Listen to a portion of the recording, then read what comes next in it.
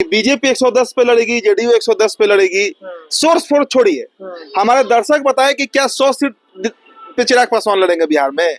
कि 50 सीट कहां से लाएंगे? 50 ही नहीं है। 50 को प्रत्याशी कहां से लाएंगे? पहले ही बताइए। कि गोविंदगंज से सिटिंग एमएलए है सुनील मनी तिवारी, बीजेपी के हैं, सीटवा खाली करेंगे वो? उसके लिए क्या चिराग पासवान लड़ने जा रहे हैं क्या भारतीय जनता पार्टी से? बीजेपी की मर्जी अगर होगी तब वो सीट मिल सकती है लोजपा रामविलास को। लोकसभा चुनाव और विधानसभा चुनाव अलग अलग चुनाव है। लोकसभा का चुनाव प्रधानमंत्री के चयन के लिए होता है, भारतीय जनता पार्टी उसमें कोई रिस्क नहीं लेना चाहती है। अगर इस बार चिराग नहीं रहते बीजेपी के साथ तो शायद ये जो 30 का आंकड़ा है ये और कम हो गया रहता। लेकिन अब हमको बताइए कि अब भारतीय जनता पार्टी, और देखिए एक बात, जिस तरह का परिणाम 2024 के लोकसभा चुनाव में आया था उसके बाद लगा कि इंडियन पॉलिटिक्स में एक बड़ा चेंज होने जा रहा है। अब बीजेपी का पतन का दौर शुरू है। लेकिन उसके बाद जो रिवाइवल हुआ बीजेपी का, हरियाणा फतह, महाराष्ट्र फतह, अब दिल्ली फतह, तो इसलिए कई नेताओं को ये भी दिग्भ्रमित होते हैं कि हमारा टिकट फाइनल है तो हमारा टिकट फाइनल है। भाई साहब, लोजपा में प्रदेश अध्यक्ष राजू तिवारी का भी टिकट फाइनल है, ये बात वो खुद देखिए। सिमरी बख्तियारपुर विधानसभा है, दिनारा भी लिखा गया है, शाहपुर है, सिकंदर है, लालगंज है, महनार है, सूर्यगढ़ है, मोरवा है, अलौली है, रघुनाथपुर, फुलवारी शरीफ। में पिछले बार जीतन राम मांझी के प्रत्याशी लड़े थे। प्रत्याशी था, बिल्कुल भाई। तो 2-3 सीट तो मांझी जी का ही आप मांग रहे हैं इसमें, तो इसमें कहां से मिल जाएगा? मांझी जी अपना लिस्ट बनाकर बैठे हुए हैं। देखिए, 2-3 दिन पहले हमने खबर किया कि एनडीए में सीट शेयरिंग का फॉर्मूला तय हो चुका है। 110 सीटों पर जेडीयू लड़ेगी और 110 सीटों पर बीजेपी। बाकी की बची 23 सीटें जिसमें चिराग पासवान, जीतन राम मांझी और जो उपेंद्र कुशवाहा है उनको एडजस्ट करना पड़ेगा। अब इस खबर की चर्चा पूरे राजनीतिक गलियारे में है। दर्शक काफी परेशान हैं कि आप क्यों कह रहे हैं कि चिराग पासवान को मात्र 12 से 13 सीटें मिलेंगी। चिराग पासवान क्यों 12 से 13 सीटों पर मान जाएंगे?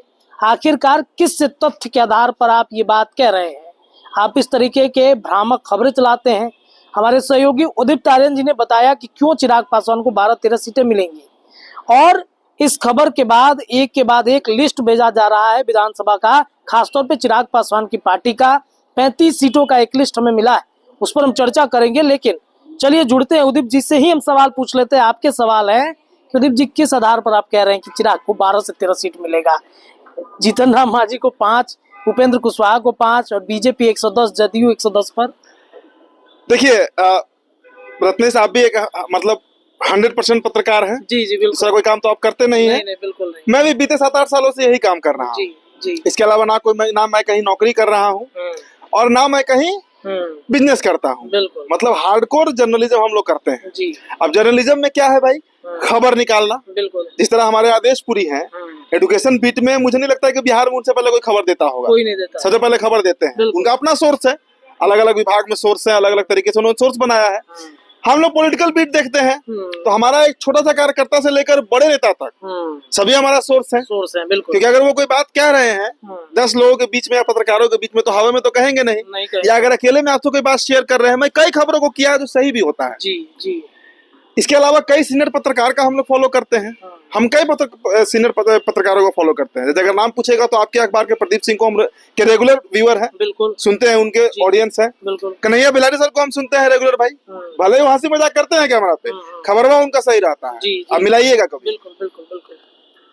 सरोज सर को सुनते हैं, ये स्टार टीवी वाले, कैपिटल टीवी बिहार। देखिए, हम नाम सब चैनल का इसलिए ले रहे हैं क्योंकि ये लोग हमारे सीनियर हैं। चलिए, अब ये खबर जो है कि बीजेपी 110 पे लड़ेगी, जेडीयू 110 पे लड़ेगी, सोर्स फोर्स छोड़िए, हमारे दर्शक बताए कि क्या 100 सीट पे चिराग पासवान लड़ेंगे बिहार में?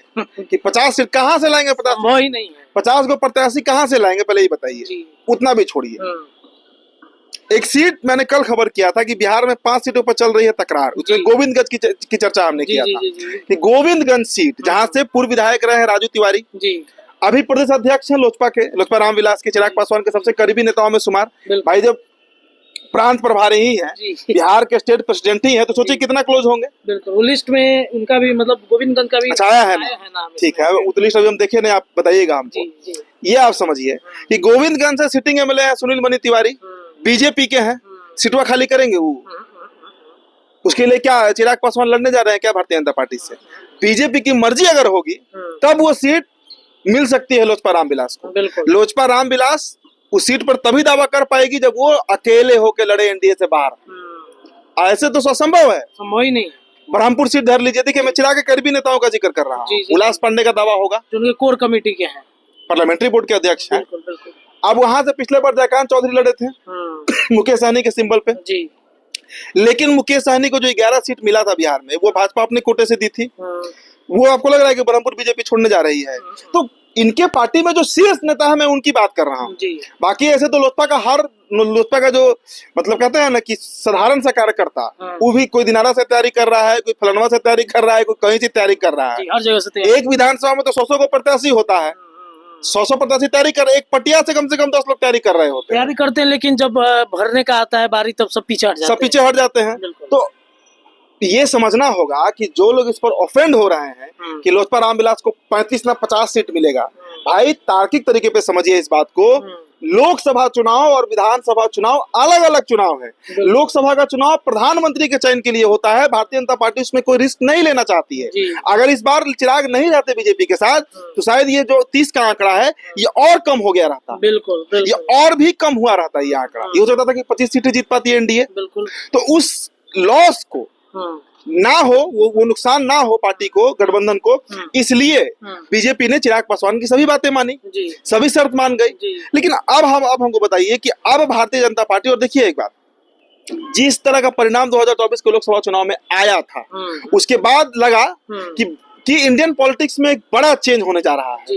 अब बीजेपी का पतन का दौर शुरू है। लेकिन उसके बाद जो रिवाइवल हुआ बीजेपी का, हरियाणा फतह, महाराष्ट्र फतह, अब दिल्ली फतह, भाजपा के कार्य। और एक बार जान लीजिए, हर चुनाव का असर दूसरे स्टेट पे पड़ता है। हरियाणा का असर महाराष्ट्र पे पड़ा, महाराष्ट्र का असर दिल्ली पर पड़ा, और दिल्ली में जो प्रचंड विजयी हुई है भारतीय जनता पार्टी को, 2/3 जो बहुमत आया है, उसका असर पड़ेगा ही पड़ेगा बिहार असेंबली पर। बिल्कुल सच्चाई है। मैं कुछ आंकड़े अपने दर्शकों को पहले गिनवा दूं कि बीजेपी क्या से क्या हुई है 2014 के बाद। त्रिपुरा आप पहले पकड़िए, एक विधायक नहीं भारतीय जनता पार्टी का जीता था, आज त्रिपुरा में बीजेपी का सीएम है। बिल्कुल अकेले बीजेपी को बहुमत है, और गठबंधन वहां जो बना है एनडीए का, उसमें 2/3 बहुमत है। रत्नेश, आसाम पकड़ लीजिए आप, दूसरी बार सीएम बना भारतीय जनता पार्टी का हेमंत बिस्वा शर्मा। 33% मुस्लिम फीसदी वहां वोटर है, और दूसरी बार प्रचंड बहुमत के साथ वहां सरकार बना। आप हरियाणा पकड़ लीजिए, 3 पार्टियां वहां हुआ करती थी 2014 के पहले, बीजेपी हमेशा तीसरे नंबर पे रहती थी। आज वहां पर तीसरी बार जीती है Bharatiya Janata party with full majority, thumping majority. आप महाराष्ट्र पकड़ लीजिए, महाअघाड़ी है, मतलब आप कह लीजिए कि एक तरीके से उद्धव ठाकरे, एनसीपी, शरद पवार, कांग्रेस, ये सभी पार्टियों का सुपर ऑफिस पर चुनाव में कर दिया भारतीय जनता पार्टी ने, क्योंकि वहां पर चौथे नंबर पर रहती थी बीजेपी। हमेशा ठाकरे परिवार के पीछे लग के घूमती रही वो पार्टी। आज अपना सीएम है देवेंद्र फडणवीस, अपना सीएम भारतीय जनता पार्टी ने बना लिया वहां पर। आप दिल्ली देख लीजिए, लोकसभा का चुनाव परिणाम 7 का 7 सीट आ रहा है, और विधानसभा में 7 में 70 में 62 सीट आम आदमी पार्टी जीत रही थी। मुफ्त राशन, मुफ्त बिजली, सब भाजपा उड़ा दिया अकेले। तो बीजेपी का हर स्टेट में देखिए तो ग्रोथ हो रहा है, बढ़ रही है। बिहार में नहीं हो रही है। बिहार सबसे बड़ा टेंशन का विषय है भारतीय जनता पार्टी के लिए। इसलिए मैं आप फिर कह रहा हूं, आप स्क्रीनशॉट लेकर रख लीजिए। अगर 110 सीट पर नीतीश कुमार लड़ेंगे, जो तय है कि वो लड़ेंगे, उससे कम पर वो नहीं आने वाले हैं, तो 110 सीट पर बीजेपी भी लड़ेगी, उससे कम पे भारतीय जनता पार्टी भी नहीं लड़ने जा रही, बराबर एकदम 100% बराबर पे लड़ेगी। और देखिए, ये बात अगर कोई दावे से कह रहा है, कई पत्रकार भी कह रहे हैं इस बात को। अब लोजपा के लोगों को नहीं पच रहा है, तो ये उनकी समस्या है। कह रहे हैं कि चिराग पासवान अलग हो जाएंगे पीके के साथ। क्या मिलेगा अलग होकर? पीके क्या मिलेगा? अच्छा, क्या मिल जाएगा अलग होकर? 20 में अकेले चुनाव लड़के देखे ना। हम मानते हैं कि जदयू को छोटा कर दिए, खुद कहाँ है? आज बिहार में कभी भी सरकार अलटने पलटने की बात, अभी जो हुआ पिछले साल जनवरी फरवरी में, जितेंद्र राम मांझी किंग मेकर बन के बैठे हुए थे। हम लोग खबर कर रहे थे उनके आवाज के बाहर से कि 4 विधायक लेकर जितेंद्र राम मांझी, कभी लालू जी फोन कर रहे हैं, कभी अमित शाह फोन कर रहे हैं, कभी कोई कर रहा है फोन। ये मतलब अपना वजन बढ़ाए हुए थे जितेंद्र राम मांझी, 4 विधायक। और इसी में चिराग को पूछ रहा था, एक विधायक इनका स्टेट में नहीं है, एक विधायक इनका स्टेट में नहीं है। अगर इस बार भी हो जाकर लड़ेंगे पीके के साथ, तय है कि एक भी सीट जीतेंगे नहीं, तय है कि नहीं जीतेंगे। समीकरण ही नहीं है कि जीतेंगे, वो समीकरण ही नहीं है कि चिराग जीत पाएंगे। अच्छा, एक बार से रत्नेश, बस तो कंप्लीट कर रहे हैं, केंद्र का मंत्रिमंडल से बाहर हो जाएंगे, विपक्ष में चले जाएंगे, बीजेपी का 5 सांसद कम होगा एनडीए में, वो तुरंत उनको जोड़ लेगा, शरद पवार तैयार बैठे हुए हैं आने के लिए बिल्कुल, अपने 8 सांसदों के साथ। जी। बेटी उनके केंद्र में मंत्री बन जाएंगी, सुप्रिया सुले। सुप्रिया सुले। तो भाई बड़ा सीधा समीकरण है राजनीति का। और चिराग इतने अबूझ नेता नहीं है, बिल्कुल। बहुत सेंसिबल लीडर है, बहुत अच्छे से वो परखते हैं चीजों को। हाँ। अभी वो बीजेपी से कहीं अलग नहीं जा रहे हैं, कहीं नहीं जाएंगे अलग। अच्छा, वही मैं पूछ रहा था कि चिराग की अपनी एक अलग राजनीति है, वो अपने हिसाब। जब 35 सीट बताइए ना, हाँ, एक बार का वो हम बोल रहे हैं, बता दीजिए। चिराग अपना एक अलग राजनीति करते हैं। उनके कार्यकर्ताओं को लगता है कि चिराग अलग हो जाएंगे मोदी से अगर सीट कम मिल गया तो। ये उनके कार्यकर्ता हल्के में नहीं ले लेते चिराग पासवान को। देखिए, Chirag Paswan welcome to all करते रहे हैं शुरू से। जी जी। मतलब 2020 से वेलकम टू ऑल, सबसे वो मिलते हैं, सबसे वो बातचीत कर लेते हैं। तो इसलिए कई नेताओं को ये भी दिग्भ्रमित होते हैं कि हमारा टिकट फाइनल है तो हमारा टिकट फाइनल है। भाई साहब, लोजपा में प्रदेश अध्यक्ष राजू तिवारी का भी टिकट फाइनल है। ये बात वो खुद देखिए, हमारा बड़ा निजी संबंध अच्छा है राजू तिवारी से, हम झूठ क्यों बोले, बड़े भाई जैसे हैं, हमको बड़ा, हर पत्रकार को वो मानते हैं। ये तो है ना कि बड़ा सामाजिक लोग हैं वो लोग, इसमें इसलिए उनके खिलाफ हम क्यों बोले, और वैसा कुछ करते भी नहीं खिलाफ बोले। लेकिन ये बात को हम झुटलाएंगे नहीं कि राजू तिवारी जी भी इस बात को इनकार नहीं कर सकते हैं कि वो दावा नहीं ठोक सकते हैं कि उनका गोविंदगंज फाइनल है। इसलिए आपकी बात पर मोहर लग रहा है, क्योंकि मुझे याद है कि लोकसभा भी वो चुनाव लड़ना चाहते थे, लेकिन कई नेता थे भाई, रेणु कुशवाहा थी, डॉक्टर अरुण कुमार थे, वो तो खैर छोड़ दिए, उस समय बीत गया। अल्टीमेटली फैसला तो चिराग पासवान को लेना है ना। बिल्कुल बिल्कुल। अल्टीमेटली तो फैसला चिराग पासवान लेंगे कि क्या करना है नहीं करना है। अगर 12-13 सीट उनको मिल जाए तो ये तो तय माने कि बिहार में चिराग पासवान के 10 विधायक बन जाएंगे। उसमें हो सकता है कि 2 मंत्री भी बन जाए। तो चिराग के लिए कहाँ नफा नुकसान है इसमें? कोई नुकसान भी सिर्फ नफा ही है अगर देखा जाए तो क्यों नहीं तैयार होंगे? केंद्र में मंत्री है ही, 5 सांसद उनका है ही, और बिहार में 10 विधायक अगर जिता भी लिए तो उनको कायदे से 2-3 मंत्री भी बना देंगे तो कोई। बिल्कुल, वही तो हम कह रहे हैं कि 0 से 10 विधायक हो जाएगा, 2 मंत्री बन जाएगा उनका बिहार सरकार में, एक चलती हो जाएगी उनकी, यहाँ पे क्षेत्रीय स्तर पे भी उनका पार्टी का विस्तार हो जाएगा। आगे फिर 5 साल में और मजबूत करेंगे पार्टी। 12 अगर जिता दिए तो एक MLC भी फ्री बहुत कुछ मिल सकता है। बिल्कुल मिल सकता है। लेकिन चिराग के लिए मिशन केंद्र है, केंद्र ही उनकी राजनीति का गढ़ है। रामविलास पासवान जी का भी वही था। लेकिन भारतीय जनता पार्टी को बिहार में अपना मजबूत अब करना है स्थिति, और वो नीतीश कुमार से कम सीटों पर नहीं लड़ने जा रही है। और आप लिख कर ले लीजिए एकदम, देखिए कोई बात का इसमें गारंटी वारंटी नहीं होता है, स्थितियां वैसी बनती है इसलिए वो बात निकल कर आती है। अभी स्थिति यही है कि नीतीश कुमार की पार्टी भी बड़ी मजबूती से लड़ना चाह रही है, 110 सीट पर अड़ी हुई है, और ये पक्की खबर बता रहे हैं। तो बीजेपी भी 110 सीट पर ही रहेगी रथ में। अब मांझी जी कुछ भी कहे, हाँ सीटों पर हाँ सीट पढ़ देते हैं एक बार। जो 35 सीटों का लिस्ट हमारे पास पहुंचा गया है, ये हम नहीं जानते कि ऑफिशियल है कि क्या है, लोगों ने अपने हिसाब से बनाया, लेकिन पढ़ देते हैं। गोविंदगंज विधानसभा है, ब्रह्मपुर है, यहाँ से राजू तिवारी, हुलास पांडे 2 व्यक्ति की चर्चा है। उसके अलावा दानापुर का भी नाम इसमें लिखा गया है, फतुहा विधानसभा का लिखा गया है, ओबरा का है, कांटी है, रुपौली है, जहानाबाद। ओबरा का एक हो सकता है क्योंकि वहां से रामकृपाल यादव के जो सुपुत्र हैं अभिमन्यु यादव, वो हो सकता है कि फाइट करे, इसकी चर्चा होती है। तो वही 10-12 सीटों में है। तो हम गोविंदगंज को भी काउंट कर लेते हैं, हम ब्रह्मपुर को भी काउंट कर लेते हैं, हम ओबरा को भी काउंट कर लेते हैं। एक और सीट आपको हम गिनवा देते हैं, उसमें पता है कि नहीं, जहानाबाद से इंदु कश्यप। बिल्कुल है इसमें, जहानाबाद इंदु कश्यप का नाम इसमें। वो हो सकता है कि वो सीट भी चिराग मांग सकते हैं। देखिए 35 सीट जो भेजा गया है, इस 35 सीट में ही वो 10-12 सीटें हैं। लेकिन ये 35 कंफर्म नहीं। अब आप बताइए कि अगर कोई मांग ले कि बक्सर दे दीजिए, बक्सर बीजेपी कभी नहीं देगी, मांग तो उपेंद्र कुशवाहा भी रहे। अब जीरादेई कोई मांग ले तो नहीं मिलेगा, कभी नहीं मिलेगा। रघुनाथपुर कभी नहीं मिलेगा। अब पटना साहिब या आपको बांकीपुर कोई मांग ले, नहीं मिलेगा। बीजेपी के यहाँ से नीति रवि 4थी बार जीते हैं, मंत्री है, क्यों देगी बीजेपी ये सीट? यहाँ पर तो हमने ओबरा कांटी की बातचीत कर ली, रुपौली की बातचीत कर ली। हाँ, रुपौली में शंकर सिंह है, वो मिल सकता है, निर्दलीय जीते हैं तो इस बार उनको टिकट मिलेगा। वही इंदु कश्यप जहानाबाद से आ रहे हैं।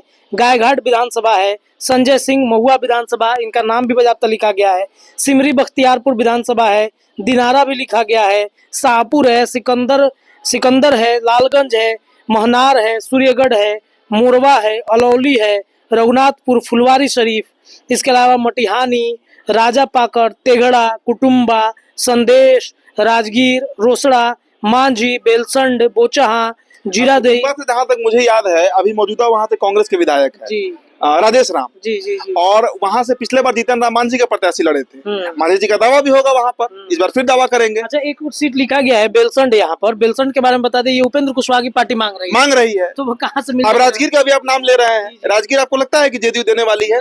जेडीयू अपना कोटा से एक भी सीट इसमें से नहीं देने जा रही है चिराग पासवान। 2020 में नोट कर लीजिए, हरवाने का काम चिराग पासवान की पार्टी कैसे दे देगी जनता दल यूनाइटेड। और नीतीश कुमार ने कह दिया है रत्नेश कि भाई 110 सीट हमारा जो है, बाकी 133 सीट में बीजेपी जिसको जो देना चाहते हैं दे दे। अच्छा, बोचहा सीट भी इसमें लिखा हुआ है। अब भाजपा से लड़ती हैं बीजेपी की प्रत्याशी, जी, बोचहा लेकिन मैं उनका नाम अभी भूल रहा हूँ। हाँ। अब इसी बार लड़ी थी। जी जी जी रिजर्व सीट है ना बोचहा, जी, मुजफ्फरपुर का, रिजर्व- वहां से कोई पासवान जीते हैं। जी। मैं नाम अभी भूल रहा हूँ, मुझे माफ कीजिएगा। जी जी नाम अमर पासवान, अमर पासवान, बिल्कुल जो हाँ, आरजेडी से विधायक है, और वहां से लड़ती हैं। मैं उनका भी नाम एग्जैक्टली याद नहीं आ रहा। कहने का मतलब है कोई बीजेपी का सीट है, वो पारंपरिक रूप से वो नहीं मिलने जा रहा है ये सब सीट। बिल्कुल। अपने मन से कुछ भी कोई लिस्ट बनाते रहे, पार्टी में बैठ के दिन में सपना देखते रहे तो उसके लिए किसी पर कोई रोक नहीं है। चलिए और सिर्फ 2-3 गो पढ़ देते हैं। जीरादेई की बात हो गई, रजौली की हो गई, शेखपुरा हो गया, कस्बा हो गया, जगदीशपुर हो गया और परास कस्बा में पिछले बार जीतन राम मांझी के प्रत्याशी लड़े थे। प्रत्याशी था, बिल्कुल। भाई तो 2-3 सीट तो मांझी जी का ही आप मांग रहे हैं इसमें। तो इसमें कहाँ से मिल कहाँ से मिल जाएगा? मांझी जी अपना लिस्ट बनाकर बैठे हुए हैं। मांझी जी का लिस्ट जान लीजिए, हमको 2-4 सीट का नाम पता है। बाराचट्टी, हाँ, अभी जो उपचुनाव हुआ इमामगंज, नामगंज, कस्बा, कस्बा, कुटुम्बा, गया, गया, ये सब सीट थोड़ा छोड़ने जा रहे हैं मांझी जी। नहीं छोड़ेंगे, बिल्कुल। तो ये सब अपने मन से लिस्ट बना लेना कि फलाना पार्टी से ये हमारा पार्टी यहाँ से तैयारी कर रहा है, वहां से तैयारी कर रहा है। तैयारी तो भाई 243 सीट पर पशुपति कुमार पारस भी कर रहे हैं, जी जी जी कर ही ना रहे हैं। कर रहे हैं, वो तो दावा कर रहे हैं कि हम लोग कर रहे हैं तैयारी। मांझी जी भी तैयारी कर रहे हैं सब सीट पर, बिल्कुल। कुशवाहा जी भी तैयारी कर रहे हैं। अच्छा, इनका तो पेच यहीं फंस गया खगड़िया में, जो डॉक्टर संजीव है, जिन्होंने कितना हाँ, बड़ा हाँ, वो देख लीजिए। वो तो पेच पहले ही फंसा दिया। अब क्या लग रहा है कि डॉक्टर संजीव अपने मन से बोल रहे हैं, बिना अगर ऊपर से आज नीतीश कुमार फोन कर दे तो वो नहीं बोले। और नीतीश कुमार के वो हनुमान कहे जाते हैं। हनुमान कहे जाते हैं, जी। बोलने में एकदम फोकल है। डॉक्टर कहते हैं सब चीज का, छोड़िए ना, अपने ही गठबंधन के अपने ही नेता को उन्होंने सुना जितना दिया। बात वो कह दिए ना, जितना बात उन्होंने कह दिया राजेश वर्मा के बारे में, मुझे नहीं लगता है कि अगर सच में गठबंधन नहीं रहता तो ये मतलब गाली गलौच हुआ है। सहन शक्ति योग क्या नहीं बोले हैं संजीव, बिल्कुल, डॉक्टर संजीव, बिल्कुल। क्या नहीं बोले हैं राजेश वर्मा? बहुत कुछ बोला है उन्होंने। उतना तो भाई वो पत्रकार बर्दाश्त नहीं करेगा। हाँ, इतना बहन बात की गाली से लेकर सब की सांस उठा लेंगे, ये कर देंगे, कुत्ता गीदड़, अब पता नहीं क्या क्या, सब तक बोल दिया, सब बात ही बोल दिया गया। माफ कीजिएगा, हम मेरा ये शब्द नहीं है उनका और हम किसी नेता को ऐसा नहीं बोल रहे हैं, लेकिन बर्दाश्त लायक शब्द नहीं है, नहीं है। इस वजह से तो आपको लग रहा है कि जेडीयू झुकने वाली है एक भी सीट पर, नॉट ऑन सिंगल सीट। तो देखिएगा, ये तो रन होगा। लेकिन चिराग, मैंने कहा कि सेंसिबल है, बहुत सेंसिबल है। वो जानते हैं कहाँ झुकना है और कहाँ हमको अड़ जाना है अपनी सीटों के लिए। लोकसभा में अड़ गए, विधानसभा में झुक जाए। चलिए, याचना नहीं अब रण होगा। एनडीए गठबंधन में सीट बंटवारे को लेकर यही पेच फंस रहा है। लेकिन जो 35 सीट की दावेदारी जो लिस्ट भेजा जा रहा है, जो भी दर्शक कमेंट कर रहे थे, जो हमें मैसेज कर रहे हैं, फोन कर रहे हैं कि भाई किस आधार पर आप खबर चला रहे हैं, तो हम लोग भी विशुद्ध रूप से पॉलिटिकल पत्रकार ही हैं। और जब सोर्सेज से खबरें आ रही हैं तो ऐसा नहीं कि किसी भी हल्के सोर्स को उठा के हम लोग खबर कर दिए, क्योंकि हम भी नहीं चाहते कि कोई भ्रामक खबरें आप तक पहुंचाए। इससे कंफ्यूजन पैदा होता है। वो कंफ्यूजन में हम नहीं रखना चाहते और ना खुद रहते हैं। इस वजह से हमने अपने सोर्सों से बातचीत की। हमारे सहयोगी के पास बहुत सारे बड़े नेताओं के फोन आते हैं, बहुत सारे एमएलसी, बहुत सारे पूर्व विधायक, प्रत्याशी से लेकर सांसदों तक के फोन आते हैं। तो ऐसा नहीं है कि हल्के में हर खबर करके हम निकल जाते हैं। और विधानसभा चुनाव से पहले ये कहीं ना कहीं होगा। चिराग पासवान को जितनी सीटें कही जा रही हैं, उसके आगे पीछे ही कुछ सीटें मिलेंगी। एक बार फिर से आप स्क्रीनशॉट लेके ये रख सकते हैं। कुछ सीटों पर हेरफेर होगा, लेकिन जो दावेदारी है उसी पर चिराग पासवान की पार्टी को टिकट मिलने जा रहा है। आपको क्या लगता है? अपनी राय कमेंट में रखिए। जुड़े रहिए अपने चैनल के साथ। धन्यवाद।